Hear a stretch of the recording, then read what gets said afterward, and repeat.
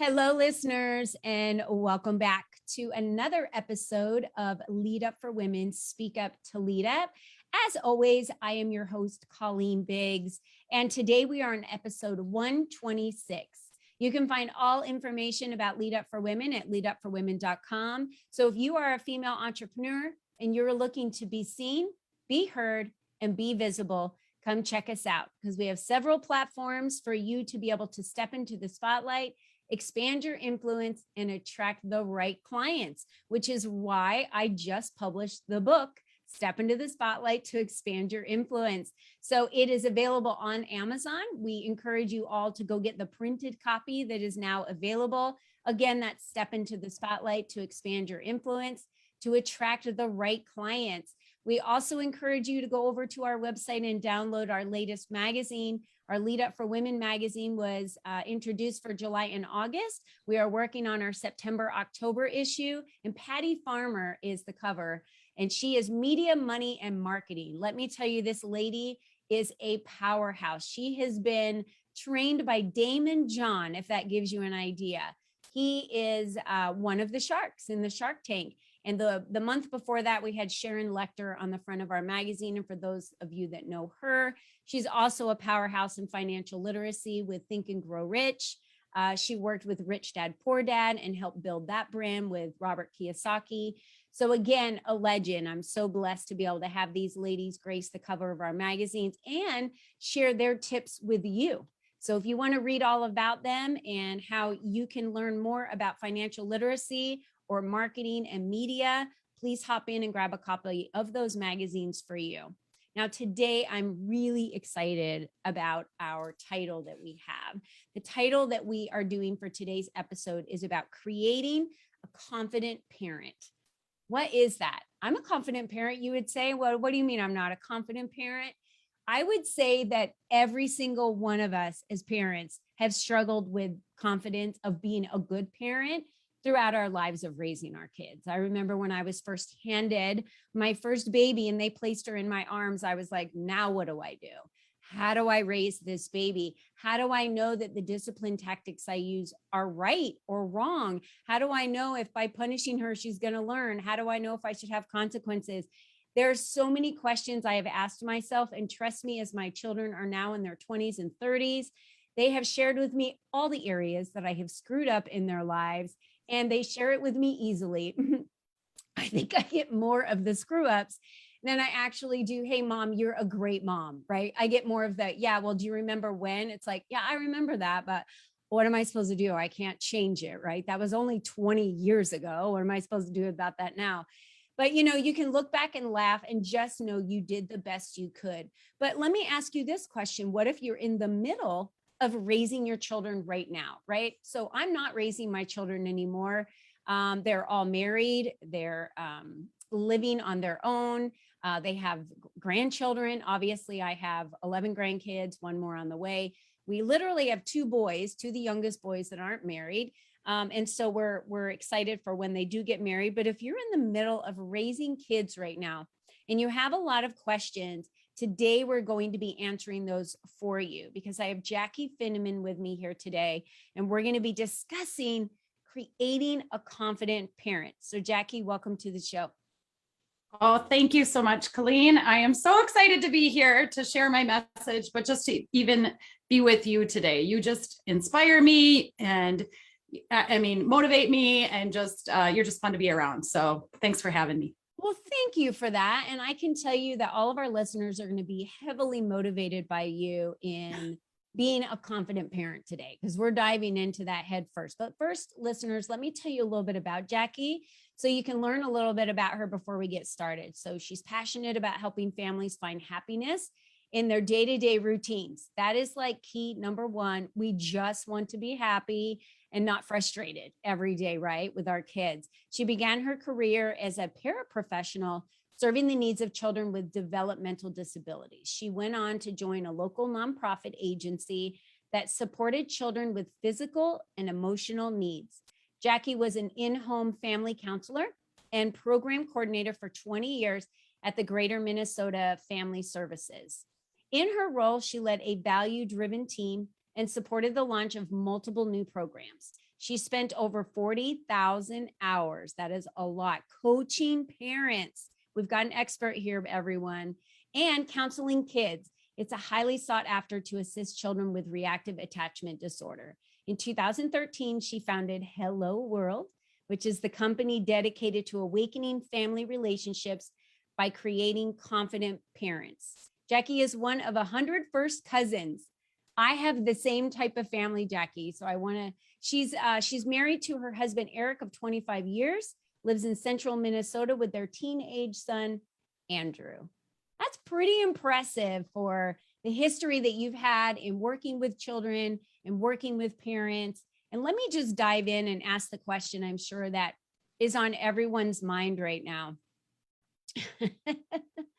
How are we as parents supposed to know if we're doing a good job or not? That is the number one question I think that every parent asks. They don't know. Do I put them in timeout? Do I not put them in timeout? How do we know? How do we know if we're raising good, kind kids to grow up and be good citizens, you know, part of society and culture and serve and care about others? Well, the short answer is you don't always. Really, obviously, when kids are doing well and, you know, you're out in public and they're being respectful or they're being polite, you know, or they're getting good grades or they have friends coming over, you know, those are the signs that, yeah, okay, things are going pretty well. You're doing a good job. But I have to tell you, in my 20 years working as a counselor, a lot with child protection, a lot with children's mental health, parents, you don't really, even if your child is misbehaving constantly and they're getting in trouble, if they're the bully, if, you know, they're the one getting kicked out of daycare or kicked out of school or whatever, oftentimes, believe it or not, we don't think about this, those kids turn out really well. Sometimes the kids that make the most mistakes and have the roughest start or endure a lot of trauma, those kiddos actually turn out really well. And on the flip side, the kids that do everything right, they're super compliant, they're getting straight A's, they have friends, they're sports stars, you know, they have like all these things going for them. Later on, sometimes in those later teenage years or when they go off to college or, you know, start their careers, they bomb. They don't know what to do without all of the structure or all of the, you know, all of the parents telling them what to do and how to do it and when to do it and compliance and all that. And they're put out into the real world and they kind of bomb out or they fail, you know, and they have a really hard time recovering. So the reason I say the short answer is you don't know, you just do the best you can with what you've got. And in my belief, God leads the way. And there's, you know, things happen for a reason. I don't always like to say that. I don't always like to believe that. But sometimes when you're in the middle of like really tough situations with your kids and you're just at your wit's end and you feel like nothing's going to get better. I mean, sometimes we think of our 5-year-old who's getting kicked out of daycare or having troubles in school. And we think, oh, you know, we're already painting the picture for when they're 18. And it's like, slow down. This is actually a good thing. So, you know, no problem parenting is there to help create confident leaders so that you don't get freaked out by the misbehaviors with your kids. Instead, you can pull up your bootstraps and be ready and let your children know that no matter what behavior they throw at you, you've got this and you're going to be there for them and you're going to help them through it. Not solve it for them, but you're going to help them through it. So, yeah. I was interrupting, I guess, but love what you said. So, all right, so let's go back because no problem parenting automatically tells me, hey, it's not that big of a problem. You know, the things that are happening, sometimes we blow them out of proportion. Like you said, you know, I have some grandkids that I'll have 3 or 4 of them or 5 of them at a park. One of them will just walk over to the bushes, pull down their pants and start peeing, go back, you know, pull their pants back up and go play. Where I know some of the other ones were trained that way to just kind of pee in the backyard whenever they needed to when they were younger. But then as they've grown up and now they've been in school for a few years, they don't do that, right? But the other ones are still younger. They haven't gone to school yet, so they still haven't really broke that habit, right? So I look at something like that now that I'm a grandma and I've already raised my kids as that is no problem. It is no big deal. Like they peed in the bushes. What's the big deal? Someone might have seen their little tush. What, you know, there's no big deal. Where I've seen other parents just go crazy over it, you know? And again, I do think as parents, we put a lot of pressure on ourselves. So, Jackie, let me talk to you as the expert. What is considered, creating a confident parent? What is that to the parent, that they know every day that what they're doing is the best they can do, the right thing for the child, and then they just move on, because you can't control other people. You can only control yourself. And I'm sure you run into this a lot with Yeah, parents. for sure. A lot of times parents are calling me, they like I said, they're sick and tired of their kids misbehaving, or they're at their wits end. But let me start with, no problem parenting means you're gonna have problems raising your kids. That's actually my only guarantee. With all the, as an entrepreneur, people are like, oh, what's your guarantee? You have to have a guarantee, for your kids, you're going to have problems raising your kids. It's a fact of life. And some kids throw out or deal us more problems than what we think we can handle. But really it's saying, hey, problem, I see you over there trying to put a wedge in my relationship with my child, trying to make me feel like I don't have control over this, or trying to make me feel like I'm less than, or I shouldn't have been a parent at all. I see you over there. I got this, no problem. So it helps when parents can learn to handle and deal with problems in a quote unquote no problem way. Like, okay, there's this problem. Problems are meant to be dealt with and overcome. It's the definition. If you look up the word problem in the dictionary, it will say an unwanted situation that is meant to be dealt with and overcome. And so that's what no problem parenting is saying. We're saying, let's not focus so much on the problem. Let's give it only the amount of attention it deserves. And then, as we say in the Midwest, keep her moving. Mm-hmm. But what do we do as parents? We have a problem, whether it's a tiny problem, a little misbehavior, a kid peeing in the bushes, or it's a big problem where your child's getting kicked out of school, or maybe they're isolating in their rooms and never coming out, and you're really worried about them. We take that problem and we say, what is the root of that? And then how are we going to deal with it and overcome it? And it's not allow it to wreck our whole day, our whole week, our whole year, it can, we don't like the toddler years, the terrible twos, or, the teenage years are coming up and we're so dreading those. No problem parenting teaches you to look forward to your kids misbehaving, mm-hmm. because you've got the tools and the resources that even if you don't know what to do in the moment, you can pause, you can figure it out and come back to that and deal with those behaviors and those problems and overcome them. So, mm-hmm. Yeah. So, the phrase, the calm before the storm. Yeah. So what I've seen in some children that are just like you said, straight A students, everything's great. They're, got the good grades, great friends. They get a, part-time job that you don't have any issues with them. And they're kind of quiet and maybe, reserved, or they're just like the perfect child, right? That's the calm before the storm. I say that because then I see these girls or boys get to college, and like you said, they don't have that structure anymore. They don't have all of that. So what I'm hearing you say, and just, my instincts as a parent, the one thing that always played sure for me was to understand how my children were feeling. And I believe communication can be one of the strongest tools that we have. And it takes work. Being a parent's not easy. It takes a lot of time and a lot of work.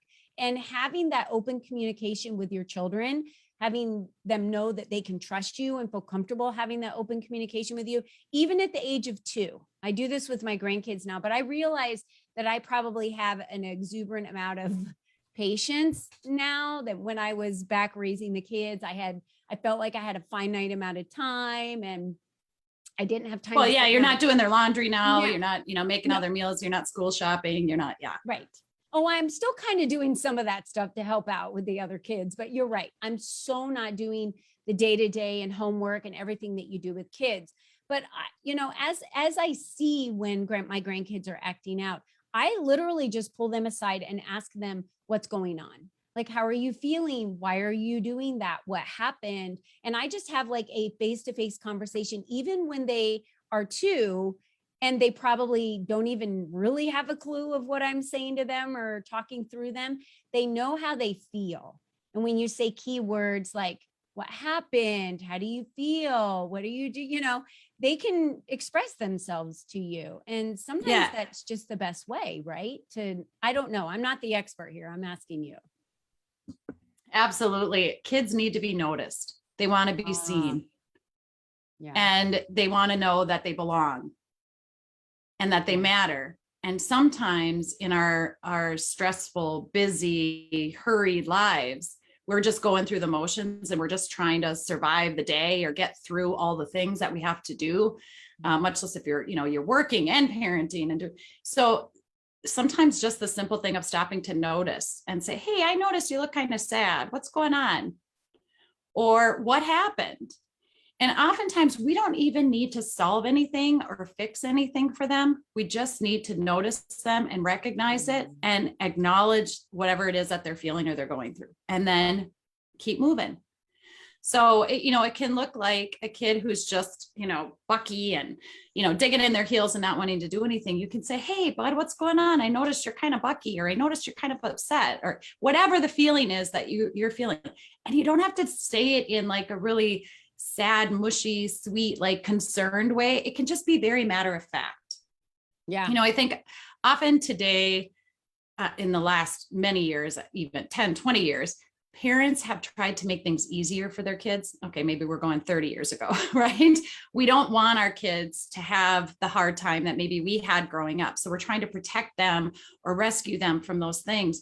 And that's actually robbing them of the opportunity to learn that tough things happen and we can endure them and overcome them and actually grow and become a more confident, capable human being when we do. So we don't want to rob our kids, of uncomfortable things, and we don't want to fix it for them, but we do need to acknowledge and just let them know that we get it. We see that they're hurting, they're upset, they're sad, and we don't always have to have an answer for them either. Like, sometimes kids that are hurting or sad won't go to you because they don't want you to fix it.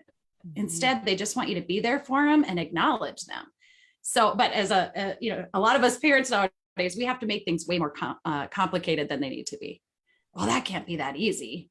I need to have a solution for them, or I need to set an example, or I need to teach them a lesson, and tell them all the bad things that could happen or all the good things that could happen. It's like, just relax a little bit. And so what I like to say is I help parents become confident, get them off that fear bus that I'm doing it wrong. I don't know what I'm doing. I can't help my child. I don't know how to help my child, and just really let them know that it's really not as hard as you think it is, as sometimes you're making it out to be. And Yeah, I so. really believe in what you do, Jackie, and how crucial it is, because how they are, how they turn out to be has everything to do with the foundation that's been laid to them, how you've modeled for them, how you've dealt with consequences, how you haven't dealt with consequences, everything that was modeled and how you raise them really affects them for the rest of their life. And I know that's a huge weight that parents feel, but I've seen it time and time again, even from the little ages, right? Where I've watched my own kids do this, where they said, no, I'm not making you something for dinner. You're eating what we have. No, I'm not making you something for dinner. You're eating what we have. The child still is complaining 20 minutes later, and they're like, fine, what do you want? And I'm like, why did you just do that? They're like, because they have to eat. I go, actually, they don't. If they're hungry, they'll eat what you made. They will make that choice. If they don't want it, they won't eat it, but you don't have to make them a separate meal. Now they know that you really don't mean that they have to eat it, because if they push hard enough, you'll just make them an extra meal later. So it kind of moves those boundaries around a little bit, when it's like, no, no, no, no, fine, just get out of my face. Here's the yes, and Yeah. and so I'm sure you deal with this a lot, right? What is the age group, would you say, Jackie, in Hello World, with working the parents that you work with now? Is it a pretty diverse age group that you're working with of clients, or do you tend to work with only, mainly 2 and 3-year-olds, or are there ages of groups for like 13 to 15 is a common age, and then 2 to 4 is a common age, or what do Yeah, you I would say find? most of my clients are between the ages, have kids, because the parents are my clients, they have kids that are between the ages of 4 to like 15 or 16. However, I serve all families. So I like to say 0 to the 35-year-old that's still at home sleeping on your couch. And I have had families that do have 25, 30-year-olds living on their couch. And I don't mean to mock that or anything, but oftentimes it's because we're afraid of pushing our kids a little bit and our adult kids into, scary things and into being self-sufficient. But, and we worry about so many things. I mean, suicide rates are through the roof. And so it can be a very scary thing to be a parent of a child who doesn't feel good about themselves, and so I don't want to make light of that. 4 to 15 is probably the most common, age span of parents that I serve. And I also help companies, managers and, employees. No problem parenting techniques work with anybody that's in a leadership role. So it's really kind of fun. So of course my job is to focus on the parents, but I do workshops and things for corporate companies too. There are 3 steps to no problem parenting. It's not rocket science. It's just 3 foundational steps that I really believe all parents need in their toolbox. The first is seek first to understand, why is my child behaving the way they're behaving? And why am I responding or reacting the way I'm responding or reacting? Oftentimes we're triggered because of our own experiences from our upbringing, good or bad, or indifferent, whatever. We have these natural triggers because our brain muscles have been flexed in a certain area. When somebody yells or argues or shuts down, we are just wired to respond to this way or to react this way. So we can work on that. Seek first to understand, why are they behaving the way they are? And then step 2 is prepare for the worst. I think we can all agree that the more prepared we are for something, the more confident we feel, right? And so if I was that way, and I know that sounds awful, but so many parents are like, "Oh, my daughter would never do that," and it's like, might want to have a talk with your daughter, because my daughter's telling me what your daughter's doing. And so it's interesting when it's like, yeah, I did prepare that maybe all my daughter's friends were pregnant in high school. Every single one of them wound up pregnant. So I prepared myself, even though I prayed every single day, educated her, taught her, please don't become pregnant. This is not the way that we do this when we start families. And I just prayed every day, but I was prepared. Like, I knew I've seen it happen. I was preparing for it. So I love that you're being so realistic, Jaci. Like, this is so basic, realistic things that parents overlook. I mean, seek first to understand the situation, talk to and communicate with your child, understand why the behavior is happening, and then prepare for the worst. The worst that could happen is death. I always say we can't recover from death, but we can recover from everything else. Diseases, accidents, kids going to prison. You can recover from all of that. Yeah. And I love what you say too. I love what you say too, though. I have to say this really quick. Everything's figure outable. Yeah. And that is true with parenting. So while we can't always be fully prepared, I mean, our kids throw us curveballs, life throws us curveballs, traumatic things happen, unexpected things happen. Yeah. We can, for those chronic behaviors or those behaviors that, every time you go to the grocery store, the kid's pulling off a candy bar and wants it, I mean, there are things that we can be prepared for, so that we're not that nagging voice doesn't come out, and that frustrated no and yell and I told you so and all those kinds of things just don't come out. And if they do, well, we've got a plan for that as well. We, as parents, we make mistakes. The No Problem Parenting, I have an online course that in a membership community, and in the videos that I recorded, it's just 96 minutes, not a long thing. I talk about how I called my kid a dumbass. I'm a parent coach. I was a counselor for 20 years. Probably not a good idea, right? Like, that's probably not one of my most favorite moments. I even asked permission of my son if I could share that in the course. And he said, yeah, Mom. He said, for sure, do that, because it makes you real. You get it, Mom. And you're not always perfect and you're not always on. And I think that's another thing with, even if we're prepared for the worst thing that the worst thing that could happen, when it does happen, or if it does happen, it's still going to affect us emotionally. We're still going to, it's still going to affect us, and we can figure it out. and we can Yes. overcome it. Yeah, I mean, you prepare for the worst of having extra money in the bank. You prepare for the worst by having extra food on hand in case there was a drought or something happened and we didn't have access to food. Like, look what happened during the pandemic. I didn't have to go shopping for toilet paper for like 4 months when everyone else, or food, and everyone else was freaking out, right? So you prepare for it, but it doesn't make going through it easy. But you're still well prepared for it. It just, you're right. There's still the feelings. Okay, I'm dying for tip 3. You got to share this with us. What's All right, are you ready? Ready. Step number 3 is to change the conversation. Now that might seem Captain Obvious, but really by the time you've done step 1, seeking first to understand, and you've been preparing for the worst, so you're responding versus reacting, you've already naturally changed the conversation in the home. And that really is the key. And a lot of us, I mean, it sounds simple, excuse me, to change the conversation sounds so simple, but it's a lot harder in the moment, right? Everybody can relate to that. Like when you're stressed and when you have all this external stuff coming at you, even if in your mind and you go to bed at, I'm going to do better tomorrow. I'm not going to yell and I'm not going to get annoyed and I'm not going to get frustrated. Stuff still happens. But then even when we make mistakes, because you're going to have problems raising your kids, you're going to make mistakes as a parent, you can forgive yourself and still be, and then show them what a confident leader looks like. I messed up. So when I called my son that, I don't even like to say it now. And not that I hadn't heard that language growing up or my parents didn't, mess up or say that stuff to me, but I made it up to him in a big way.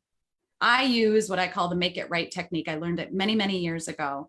And so it's not just about saying I'm sorry to the kid and then like feeling, appearing really weak and sort of incapable when you apologize to your kid. Instead, it's I'm sorry for, if you're going to start with an I'm sorry, but I'm going to tell him, the other day on the pontoon when you were driving and you weren't paying attention and this other boat was coming, I freaked out. I got triggered by that. I got scared and I plowed you over and grabbed the wheel and called you that name. And that was wrong. I shouldn't have done that. And I'm sorry. And then I made it up to him. He got like this plate full of chocolate chip pancakes. He was like 10 years old and that was still a thing for him. So, and I would continue to apologize. And at one point he said, Mom, it's good. You're good. I'm okay. But sometimes as parents, we feel, even though it's over, we've apologized, we've made it right, we've done what we needed to do, we're still beating ourselves up for it. And our kids don't need that. They don't want that. They crave our confident leadership to know that you're okay. And when you can be that confident leader for your kids, you're also more safe. They view it as safety, security, and they trust you more. So if you're saying, for instance, to your teenager, you're giving them all these warnings about going out or driving their vehicle. And of course, you're going to do some of that stuff. You're going to be like, make sure you're safe, put your seatbelt on, drive the speed limit, watch for cars. I'm not worried about you. I'm worried about the other people on the road, say all those things. But we don't need to fear our child, what's going to happen to our child before it even happened, because that makes us seem like we're not confident in their abilities either. And then they can't be confident. And then they'll start to do sneaky things, or something will go wrong when they're not around us and they don't want to tell us because they're worried we're going to freak out. Oh, if my mom only saw that, or, oh, if my mom only knew that, she'd be freaked out. And, we don't want that for a couple of reasons, but I think really the most important reason is because if my child is ever in an accident or drinks, underage, or does something really stupid, makes a mistake, I want them, no matter how bad it is and how scared they are to tell me, I want him to be able to make that call and say, Mom, I messed up. Yeah. My kids have done that entire list and more. Yeah. In fact, they've wrecked every vehicle my husband and I have ever had. And then one of my daughters that backed my vehicle into my husband's vehicle in the driveway, she wondered when she was grown up and I had gotten a nicer vehicle, why I wouldn't let her drive it. And I said, well, you ran my vehicle into your dad's vehicle. Why do you think I don't let you drive my vehicle? Why would I let your brother drive it and not you? Well, he's never wrecked any of our vehicles or ever been in an accident, actually. You've been in 4. Yeah. And so my response to her might have been something like, that is a really good question. I know you're smart enough to figure that out. Why don't you come tell me? And then you just keep her moving, because it's like, she knows, why am I not driving the nice vehicle? Right. Little stinker. Yeah. She knows. So yeah. I love this conversation, and I know we have to wrap it up, but you gave us some amazing tips today on how we can be more confident. And I love being the confident leader. I say this all the time. You have to give yourself permission as the parent to be confident in your parenting, to be yourself authentically, which means you're not perfect.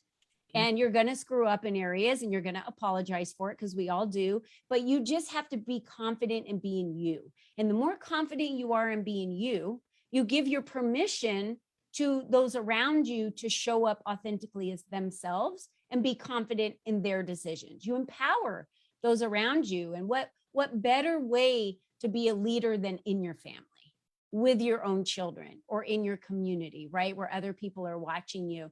And that's something for your child to be proud of too, right? When they're like, oh, my mom's a badass.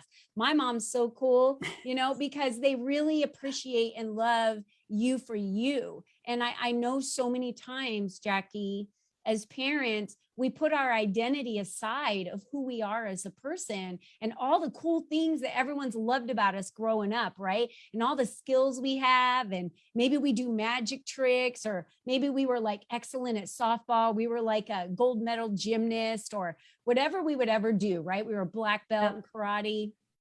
Seems like when you become a mom, you just like all that goes out the window.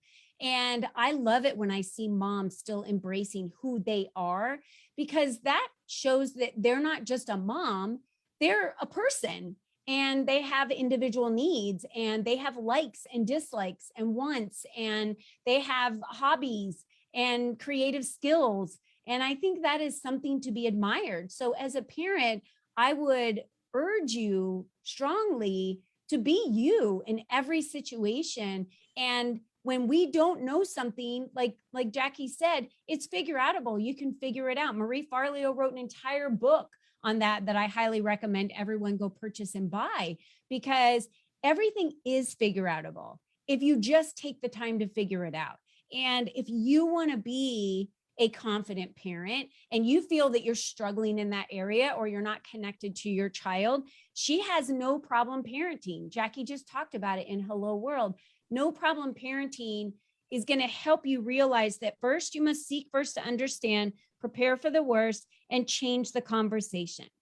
So be a confident leader in your family. Go check out what Jaci has to offer you. And she's going to tell us in a minute how we do that. But dive into, you get one chance. I'm just going to share that honestly with my listeners right now. You get one chance. When my children joke around with me and tell me what I did, or how I screwed up their life, or how it affected them, I can't go back and change the time and go time travel and change it.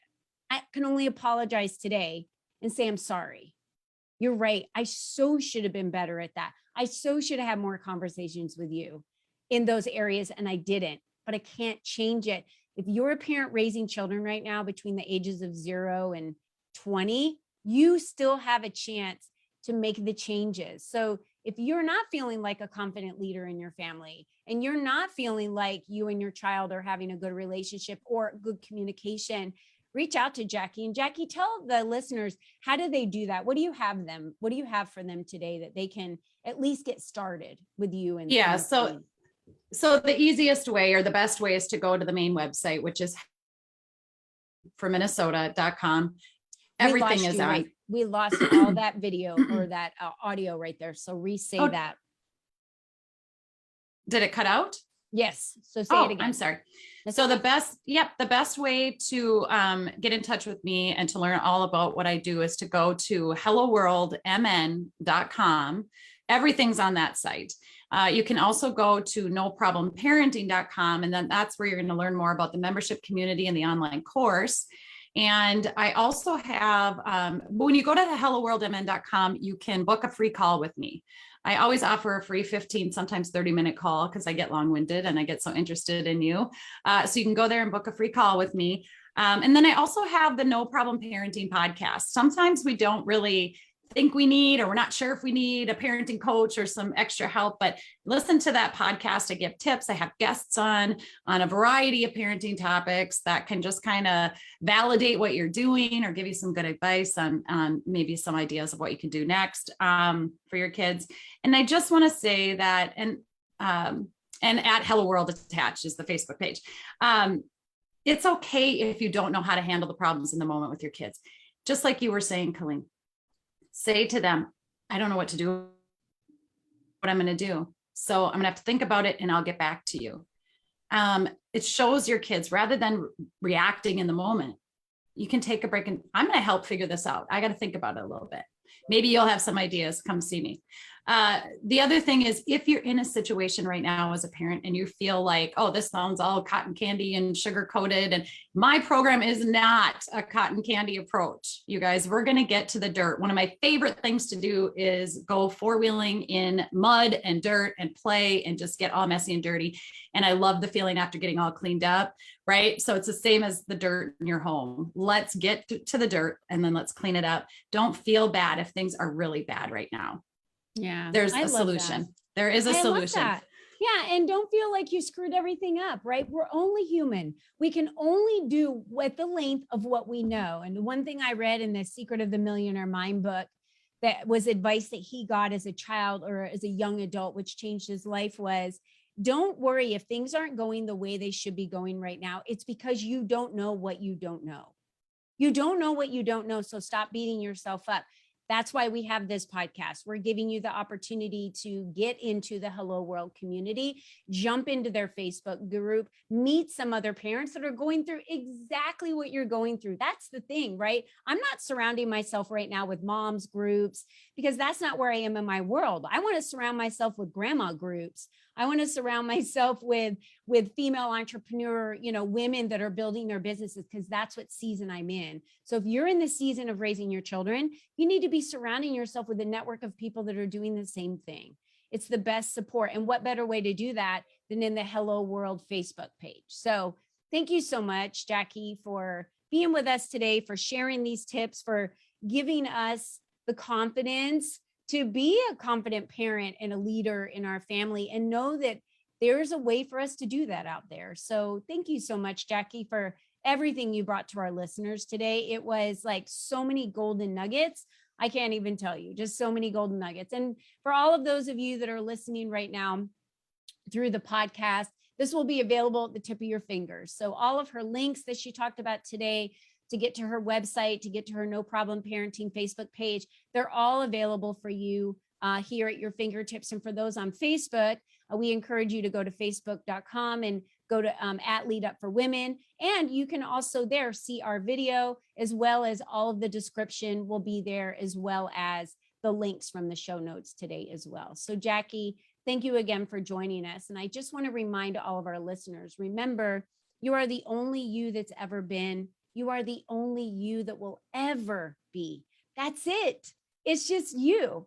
So how you navigate the path you're on in your future, it's up to you. We all have choices. So today I say, choose to be a confident parent. Thank you, Jaci. Oh, I love it. I love it. And thank you. Thank you